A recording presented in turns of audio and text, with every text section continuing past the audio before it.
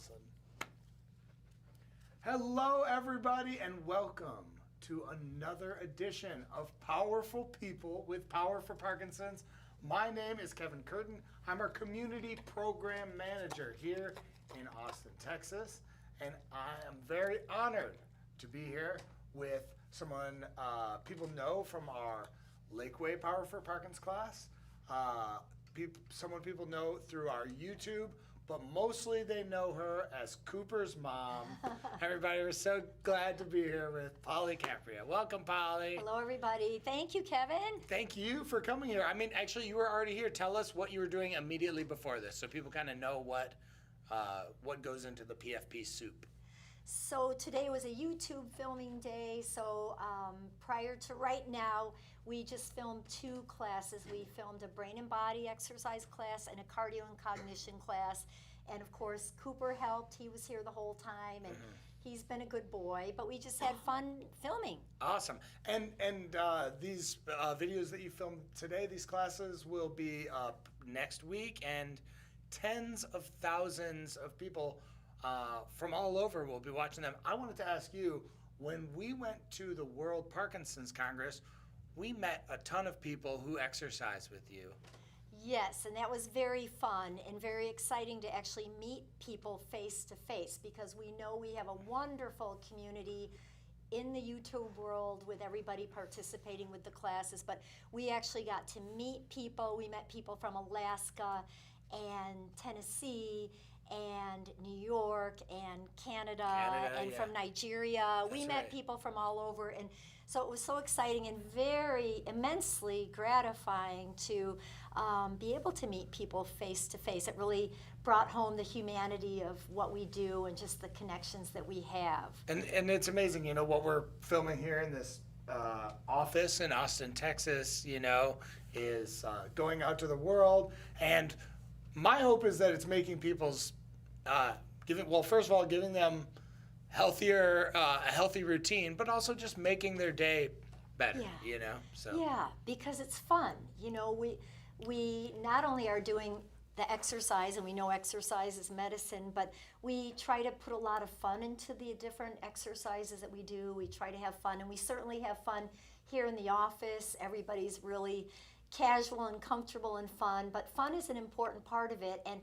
And tied in with that, I think, is it just kind of lifts people up. It can make us feel better. It elevates our mood, not just with the exercise, but with just the fact that we're having fun. Well, that's interesting. Are there forms of fitness classes that are inherently not supposed to be fun?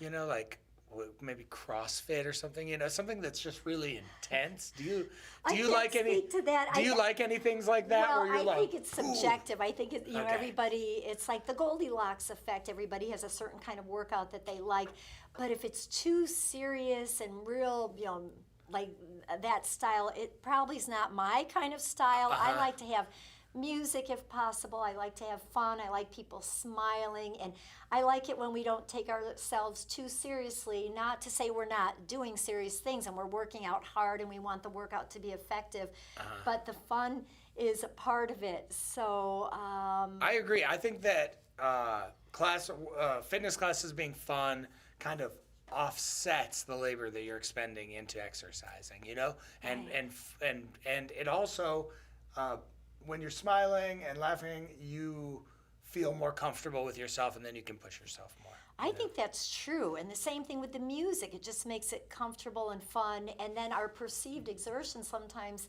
tells us that we're not, we feel like we're not working out that hard, but in fact we are working out hard because our heart rates are up and everything. But with that, when we make it fun and we have music and everything, we can usually work out for a longer duration and with a greater intensity. So there's definitely some magic to that. I think that is, and part of that magic, I think, is doing it with another person, whether it's somebody, you know, on a screen who you're used to exercising with, or in a group fitness setting. I think about that all the time when we do maybe a little high intensity period or extra reps or something.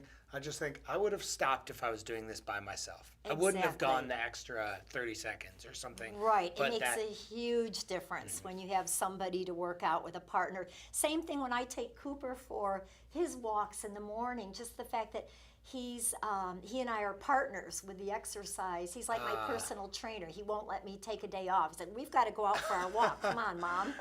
But having a partner, whether it be our dog friend or somebody that we're working out with, or with the classes we do here in Austin, a lot of the live classes, we do certain exercises where we partner up. We have everybody partner up with somebody. We might be using some equipment, and then we do the exercise together. So it's very interactive, and it's super fun. And we get a lot of people smiling when we do those kinds of exercises. That's awesome. Well, I want to, I think that this is a time for people to get to know Polly a little more. So I want you to kind of give let's see if this is true or false. You almost never take elevators. Who told you that? I've been places with you.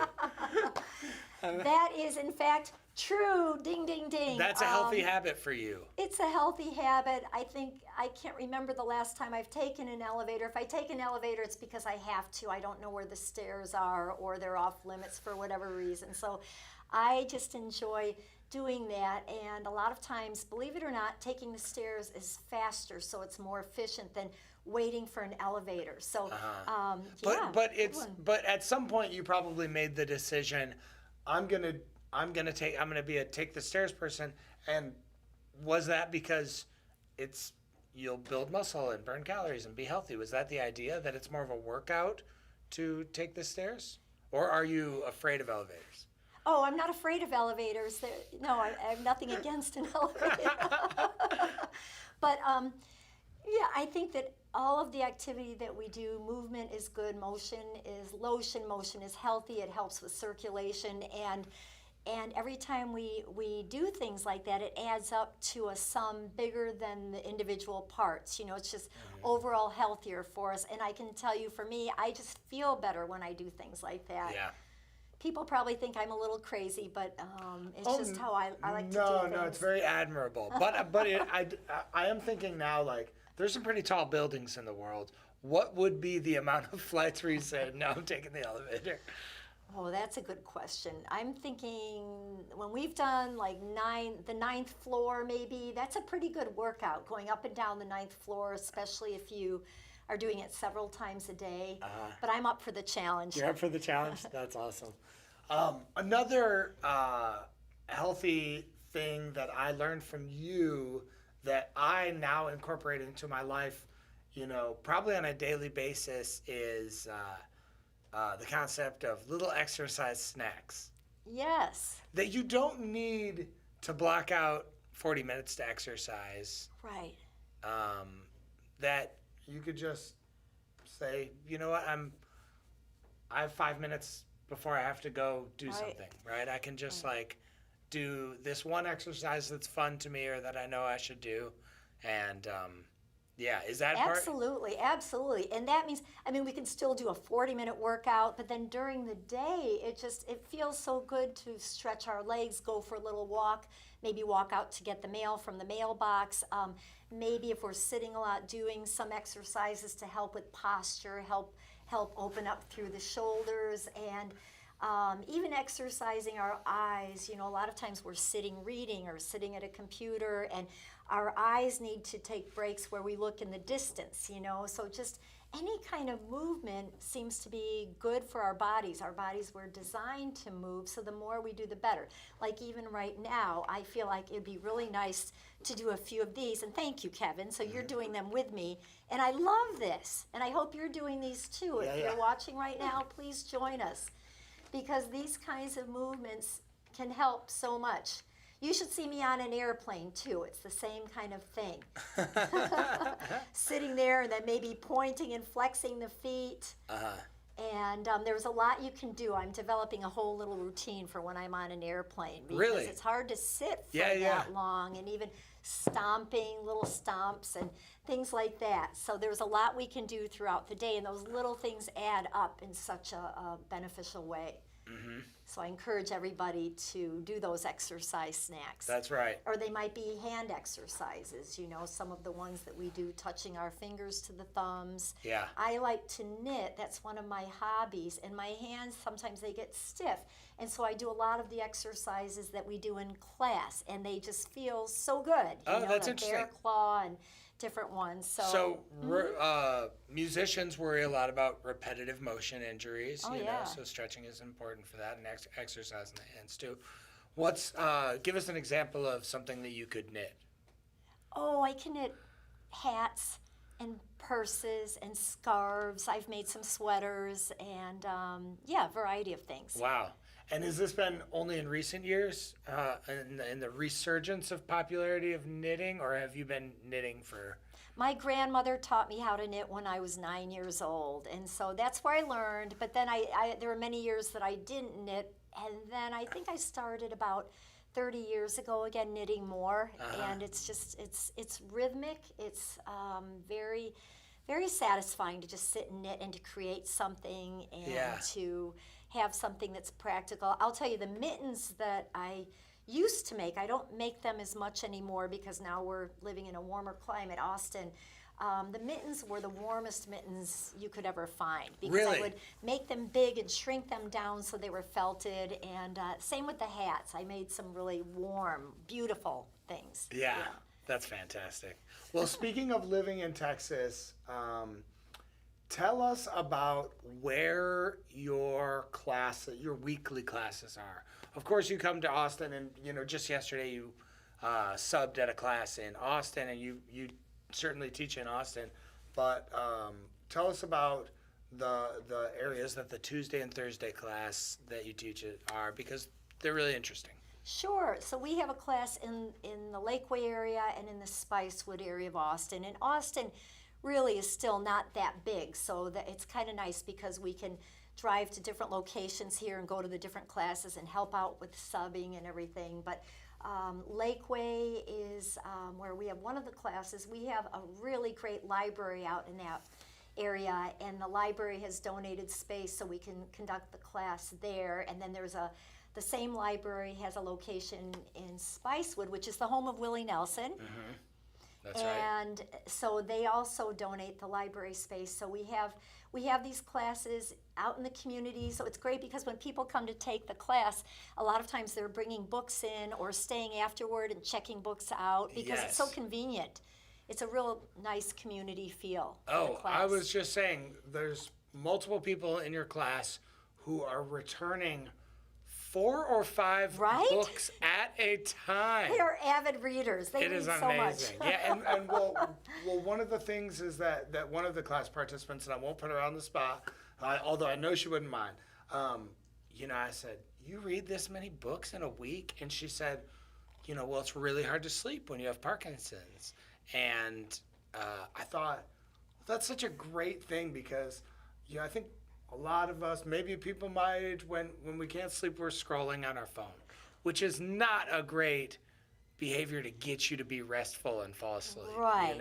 Whereas a book is different and can help us rest Yes. again and everything. And I know we have one gal in our class. She's a nurse by background, but she also worked as a writer. So she did a lot of writing. And I find that when people are writers, a lot of times they love to read. Certainly. And so she's always getting books. And we have so many interesting people in our classes from a variety of different walks of life and different jobs. Everybody's very interesting and very accomplished, but reading books is something that everybody's always talking about, books, sharing books, and sometimes they're related to Parkinson's. A lot of times they're just interesting for whatever reason, so a variety. Yeah.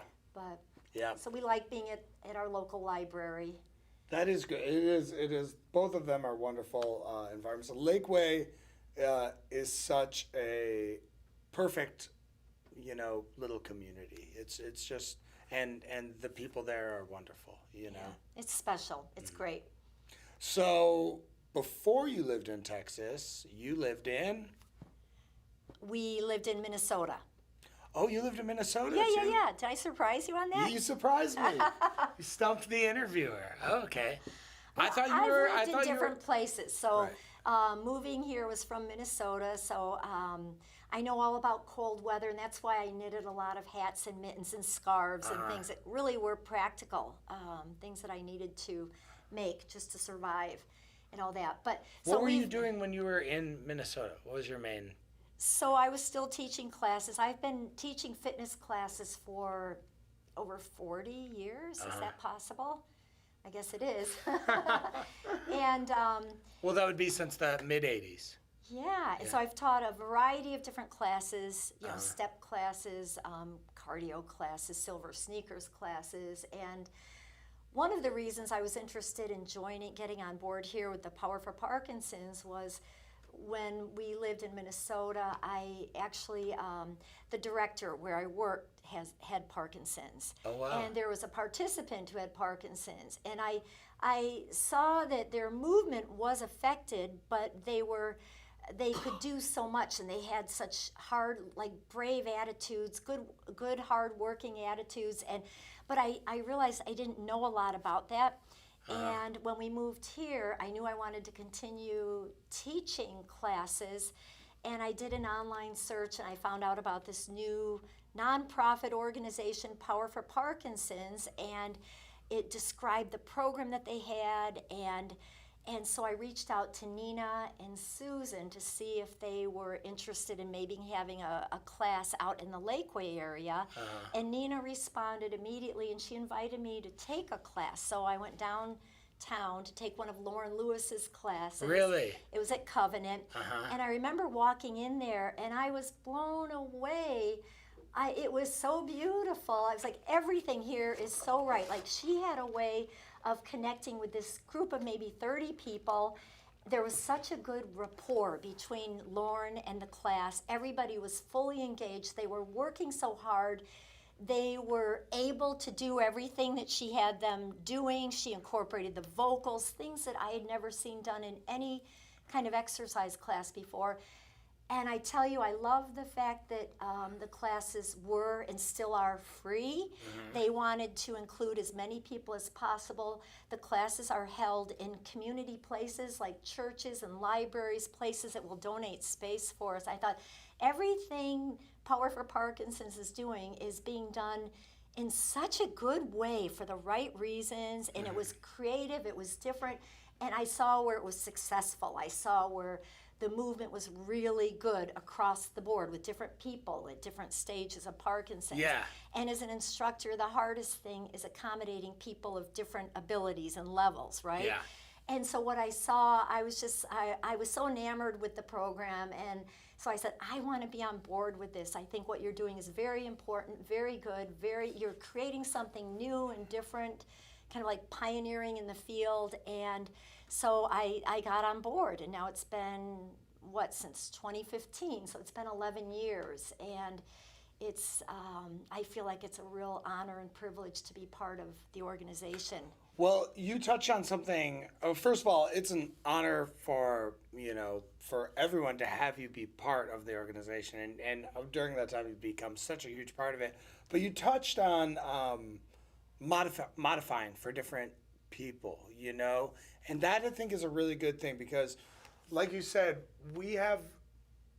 you talk to other Parkinson's programs, and certainly not to knock any of them. I mean, everybody's doing their thing, right? But they have levels, right? People do a test and then there are levels, and PFP's classes do not do that, and they're just, anybody could walk in, and that's a fill huge out a Google form and just walk in, but they might be someone who's a 65-year-old ex-athlete who's only had Parkinson's for 6 months, or it might be an 88-year-old person who has had Parkinson's for 10 years, and they only recently started exercising because their neurologist told them to.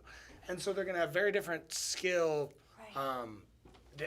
exercise skills and backgrounds, but somehow you and Lauren and Nancy and and Angie and Mary and Debbie find ways to make it so Right. everyone is still exercising together. And that's such a neat thing because Nina said, okay, she wanted to bring in group fitness instructors because we know how to make things kind of fun and interesting. We know how to accommodate different people of different levels no matter what kind of class we teach. And that's been a challenge, but it's actually something we've been able to do. So no matter what level, and we would never turn anybody away. We don't do anything like that. You know, we just include everybody. If somebody wants to be seated during the exercise class or standing, we try to accommodate everybody and make sure it's a good workout for everybody. And it actually works. And the other thing that Nina did, you know, she made it clear that, okay, I want you to be able to accommodate everybody in the class no matter what level, and I want you to be as creative as possible. So she didn't tell us, this is what you're going to do and this is how you're going to do it. She said, no, you guys are the experts in teaching fitness classes. Use all of your experience and all of your creativity and all of your ideas. And a lot, I can speak for myself here. I don't know about the other instructors. My guess is it's not. They probably do something similar, but maybe not. When I watch people when we're exercising and I watch them move, I get an idea of like, okay, that worked or that didn't work, or maybe if we do this or change this, or things that I didn't expect would be difficult might be difficult, or things that I thought would be difficult are actually easy for people. So I'm always like, it's a feedback loop. I'm always paying attention, watching people, not like staring at them, but I get a feel for how they're moving. All right, we're going to change this next time and do this, or this kind of move I thought might be difficult. But wouldn't you know it, people just can do that right away. They can do this kind of thing. They can do this. They can do this. And yet there's some complexity to the movement. And then we're always thinking about when we're doing exercises, how does it engage the brain? Because we don't want things to be boring. So we want them to have patterns and ways to engage the brain while we're exercising. And so it's just a combination of different things. But we do our best, and a lot of it's trial and error. And a huge part of it I want to point out is you have at both of your classes this incredible group of volunteers. Oh my gosh, yeah, I have the best volunteers. Yeah, I mean they know so much about the participants and their needs and abilities and hobbies and everything. I mean they're really they go above and beyond. Lakeway Spicewood volunteers, just incredible. Well, my class, my Lakeway volunteers, they also love to throw a party. So anytime there's a holiday or a birthday or something, they bring in the tablecloths and the centerpieces and homemade cookies and balloons and whatever. But they know how to throw a party and they like to make it fun. But they're such dedicated volunteers, and I don't know what we would do without the volunteers. They're so good at, they know everybody, they're good at spotting people if somebody needs to be spotted during an exercise, and they take care of things like the attendance, so I can focus on the class when we go into the class, and they're just amazing. Well, I think about it, when people come into our class is, you want to go where people remember your name and say hello to you, like no one just goes in and has their head down and doesn't talk to anybody and leaves, The volunteers make sure of that. And then with all the parties, it's the socialization because, you want to prevent isolation, encourage socialization. It's so important and it's so beautiful. It is so beautiful. And they always tell me that they get a lot more out of it than they feel that they're giving. But they're just amazing, and they all have different sets of gifts that they bring to the table. So it's part of what we do in life, right? It's nice when we can help other people in whatever way we can, and we all do it, right? Yeah. And then we get more out of it. I think so. Yeah. So before you were in Minnesota, you grew up in Illinois, is that right? Yes, Illinois. Okay. So tell us about Polly's early life in Chicagoland, right? Okay. Okay, so I was born in Chicago, and I am one of 8 children. I have 7 brothers. 7 brothers. And are you towards the top, the youngest Third or the oldest. oldest? You're third oldest. Okay, so at least you had some seniority, you know. Right. Uh-huh. Right. And God, that is a unique experience, Seven Brothers. So were you? I'm sure that they were, you know, playing sports, roughhousing, as wild Yeah. young people do. So we always played sports. I was a tomboy. We played sports together. I mean, you name it, we were out there playing all the time. I mean, that's how things were back then. And so we always played, you know, basketball, tetherball, wiffle ball, kickball, always active. And that was really a fun way to grow up. And I know sometimes people ask me, well, what was it like with seven brothers? And that's probably the best answer. And truth be told, I don't really know. That to me, that was normal. I thought everybody grew up like that with seven brothers. You could just go out and play sports all the time, and because it's the only thing I knew. Yeah. And your parents, I'm just assuming because you have 8 children, Catholic family, right? And what did they do? So my parents, well, they met when they were both professional musicians back in the big band era. My dad, he was in World War II. He was in the Army band. He played trombone, and then after that, he went into the big band scene where he traveled with different bands, and they did the New York, Philadelphia circuit. They traveled all over. He played with different bands, and one of them, he met my mom because she sang with 2 of her sisters. And Oh, wow. they were in one of the bands, so that's where they met. And then they fell in love, and they got married. And then at that point, they started the family, and so they stopped performing professionally like that. But I have to say, they did continue to perform for many, many years. Music was a part of the life. It's part of our house. family. Yeah. Definitely part. My dad played trombone until he was 90. By the way, there's a great picture, right, of your dad playing, doing a trombone trick, playing with his feet. With his foot. Yeah. It's great. It's a classic picture. And did your mom did they sing did the family sing together? You Oh, know, all in the car time. Or, All the time. So much music. It was just part of the fabric of our life. And my mom still sings a little bit. She's 100 years old, and she still sings. We always get like a happy birthday song from her, and she can still nail it. She can still sing. That's amazing. I know. It's great. Does your mom inspire you somewhat when you talk, aging healthily, in a healthy way is a lot of what your work. It's related to your work, you know. And your mom is 100 and still lives independently. With right? a little to some, help, but to she some lives degree. at home. Yeah, she lives right. at home at 100. And she inspires me tremendously. She's always been active. She never complains about anything. She has a great sense of humor. She pays attention to everybody, what's going around, everything. When you sit and talk with my mom, she's asking you all the questions, and she remembers everything. And she's just genuinely interested in the world, and she's beautiful. She just has a great attitude, a lot of joy, a lot of peace, a strong faith. She grew up on a farm before she got into the music world, and she just takes everything in stride. She's a huge inspiration to me. My mom's the best. I love her. And you are now a grandma times 2. Yes.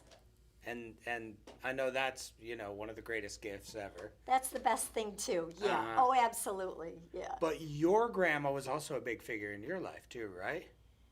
Did you have a close grandma connection when you were a kid? Well, yes, although both of my grandmothers lived in different states, so we didn't get to see them a lot. But definitely, there's a special bond. You all know, like when we have grandchildren and family connections, there's a special bond with that.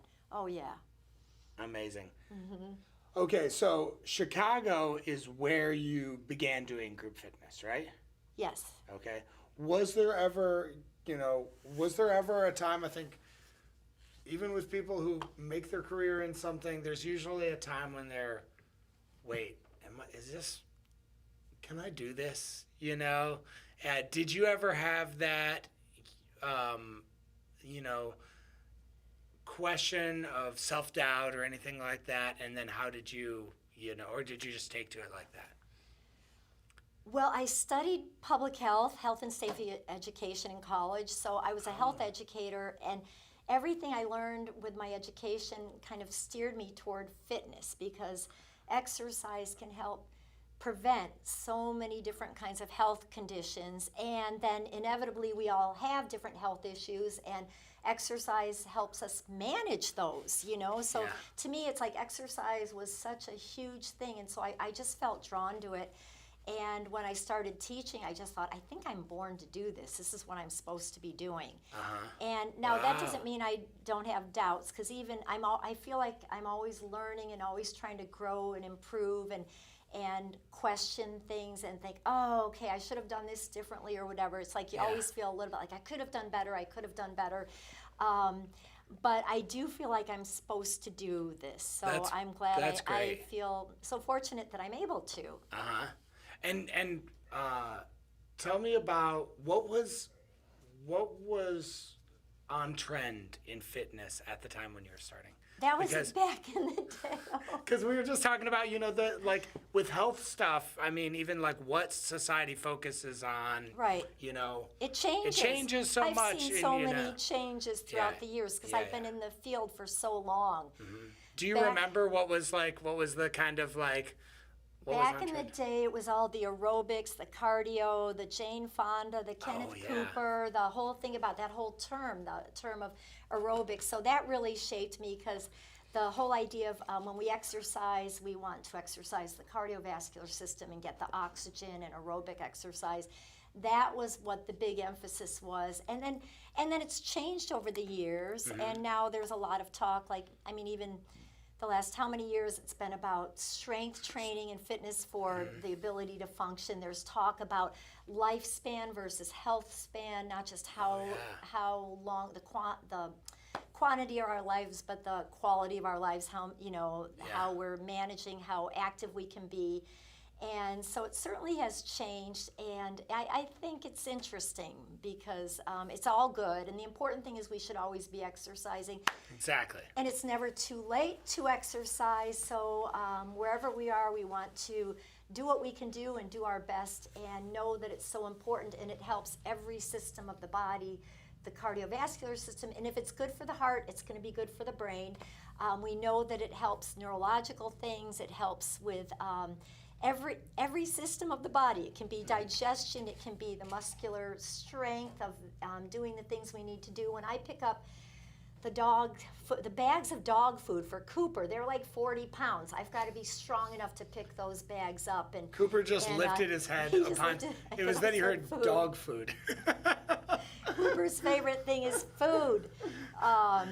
Anyway, but yeah, it's been interesting. It's been an interesting ride because I've seen a lot of changes. But I do think when we exercise and use oxygen, it's one of the best things we can do.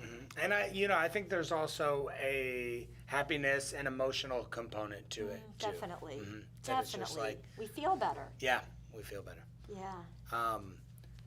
So, Cooper, let's do a little fact about Cooper. He recently was featured in an advertisement, right? Cooper had a modeling job. A paid modeling. He was paid. And he did a great job. So he's gotten so cocky about it that he's been billing us for his appearances.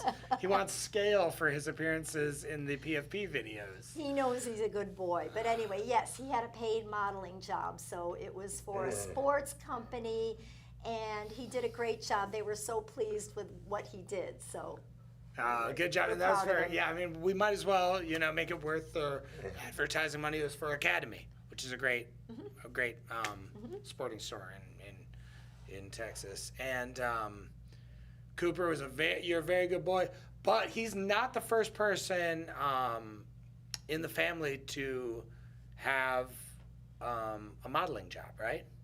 I suppose you could say that. Can you tell us how it came to be that you were featured in a Nike campaign in the 80s? So yeah, this is many years ago, like 40 years ago. I got to model in a Nike ad back in the day, back when they were coming up with the Let's Do It campaign. Right. And they So- wanted to use real life athletes, people who were in the fitness field, and it was in the Chicago area. And so they canvassed some of the health clubs, and there were about 5 of us. We were all instructors. We all taught group fitness instructors, and we were featured in one of their ads, which was kind of fun. It's exciting. That's awesome. Were you doing, was it a candid shot of you teaching a fitness class, or was it a pose? It was a pose. Mm-hmm. So let's see, it was a pose, and this was for Nike, which is basically a shoe company, or was more of a shoe company back Yeah. then. They do other apparel too. And it was funny because my feet weren't even in the ad. I was walking, I was wearing a white athletic suit. They had a fan blowing my hair back, and so it was like an action shot kind that's of thing. awesome. Yeah. You know, I mean, for people who don't know the history, Nike was extremely second or third tier to other brands before 1984, where they took a huge gamble on Michael Jordan. Yes. And became the first huge signature shoe, and then from there, I mean, they've become a global Michael Jordan, that changed everything. behemoth. But a smaller part of the story was Polly Caprio lending her name, image, and likeness to Nike. I So, know, yeah. Phil Knight, Nike, you are welcome. That is an amazing claim to fame. We have been on for longer than we should. We've already gone a little bit long, but I want to say that you talked about how brave people with Parkinson's are. I think about that all the time with our classes, because I'm lucky I get to go to classes 5 days a week, and whenever I'm low on inspiration, I think about, well, these 30 people in this room all have way more significant challenges than me to overcome to get. I might not feel like going to exercise, but our people who exercise with us, both in our classes and at home, they might not be feeling great that day. They might have had a terrible night's sleep. Right. And or they might feel extremely rigid, and they're out there doing that. And I find that to be so inspiring. Our community, they're amazing. Our people, our participants, everybody works so hard, and you can see everybody's doing their best. Everybody's there to help other people in the class, so no matter what's going on. And the people, our participants, I don't know what it is. Everybody's they're very interesting, they're very fun, they're very funny, they're very accomplished within their fields. They're just a really great group of people to hang out with. There's something about it. And when you see how hard everybody's working and how they're always there to help other people, they help whatever it is that we need or whatever anybody else in the class needs. They're there to hold a door open for somebody. Everybody's just very empathetic toward each other, and so it's just a great way we just bond so strongly with our classes because the people are really amazing. They're wonderful. That's right. Our participants are the real powerful people. Yeah. I almost forgot. It's almost the end of summer, and I wanted to really quick just discuss our signature drinks of summer. What has been, This is not mine, okay? I just want to say, this is not mine. This is one of the things where they mix espresso with a tonic and then a syrup, like tonic water. Really? Yeah, this is a hip thing in the coffee world now. Oh, I had And no idea. It is surprisingly really good, like lime and tonic and coffee. This one's tangerine.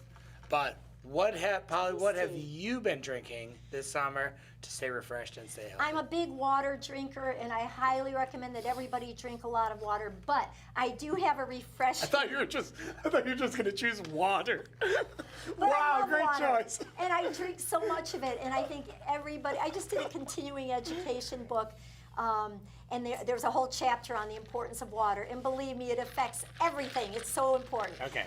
But Shout for out a water. special treat, like last night, I made myself a lassi, an Indian drink where I use yogurt and I put it in a blender, just plain yogurt, and some ice cubes and some water and a little bit of sugar to sweeten it. Not a lot, but a little sugar.